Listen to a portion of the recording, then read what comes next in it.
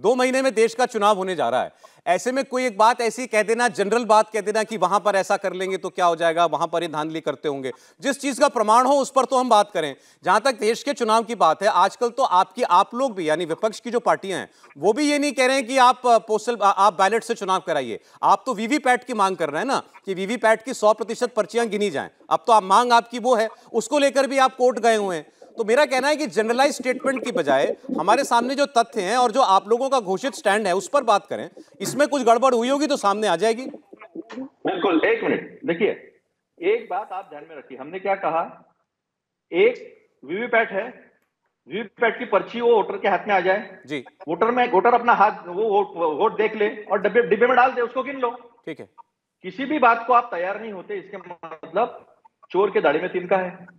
नहीं तो आप मान लीजिए इस बात को, क्या दिक्कत क्या है, एक दिन बढ़ जाएगा, 2 दिन में काउंटिंग हो जाएगी जी, 2 दिन से इलेक्शन का प्रोसेस बढ़ा दीजिए।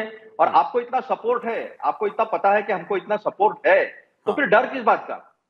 नहीं ठीक है, इस पर ये जवाब दें आपको। लेकिन आप ये कहना चाहते हैं कि ये चंडीगढ़ का इलेक्शन ये दिखा रहा है मेयर का कि इलेक्शन में धांधली हो सकती है और ये देश के चुनाव में भी कुछ कर सकते हैं, ये कहना चाहते हैं आप? देखिए सौरभ जी, जिन लोगों ने चुनाव में वोटिंग किया है वो काउंसिलर है, वो लोगों से वोट लेते हैं, उन्हें वोट कैसे करना पता है। ठीक है, ये पहले भी वोट हो चुका है। तो ये वोट जो है, जो इलेक्शन वहां पर प्रिसाइडिंग ऑफिसर जो कर रहा था, वो ही इलीगल है ना। अच्छा ठीक है, पोलिंग एजेंट को दिखाना पड़ता है। एक बार जरा इस पर आप संजीव जी की बात भी आ जाए। शाजिया जी, आप जवाब दीजिएगा दोनों की बातों का। संजीव जी बोलिए। देखिए सौरभ जी, आज बापू का पुण्यतिथि है और मैं उनको तो श्रद्धांजलि अर्पित करता हूं, लेकिन आज ही के दिन ये संयोग भी है कि आज ही के दिन भारतीय जनता पार्टी ने इस देश की लोकतंत्र की हत्या की साजिश की हत्या किया है। एक बात समझिए आज कि ये क्लियर था कि इनके 15 वोट हैं और हमारे 20 वोट हैं, एक इंडिपेंडेंट ऐड भी करते तो 16 वोट इनके होते हैं। अब देखिए 8 वोट को निरस्त किया गया, कैमरे वो चल रही है किस तरह से निरस्त किया गया। और जो निरस्त करने वाला व्यक्ति कौन है, साजिश कहां से शुरू होती है? पहले प्रिजाइडिंग अफसर को का बीमार है, उसको हॉस्पिटलाइज कर दिया, इलेक्शन टाल दिया। फिर उसका भारतीय जनता पार्टी की जो माइनॉरिटी विंग का अध्यक्ष है उसको प्रिजाइडिंग अफसर बना दिया।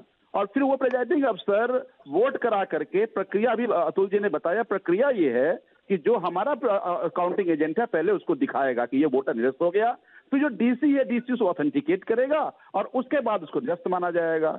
उसने क्या किया, आकर के निरस्त करके और बैठ लेके अंदर लेके भाग गया।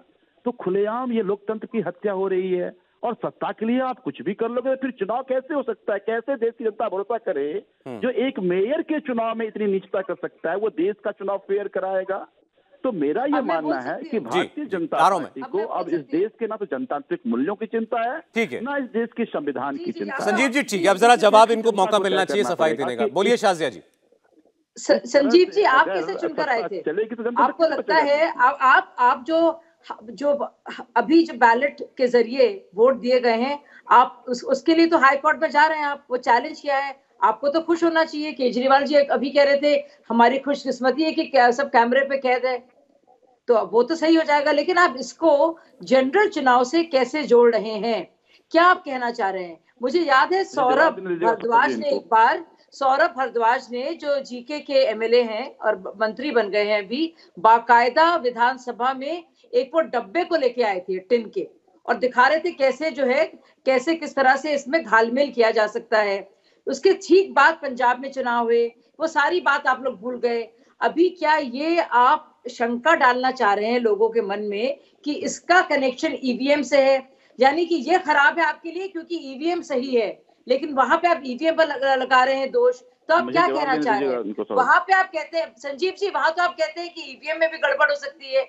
तो गड़बड़ दरअसल गड़बड़ सारा आपके इनसिक्योरिटी में है। आप असुरक्षित महसूस कर रहे हैं क्योंकि आपके हाथ से, आपके सामने से जनमत जा रहा है।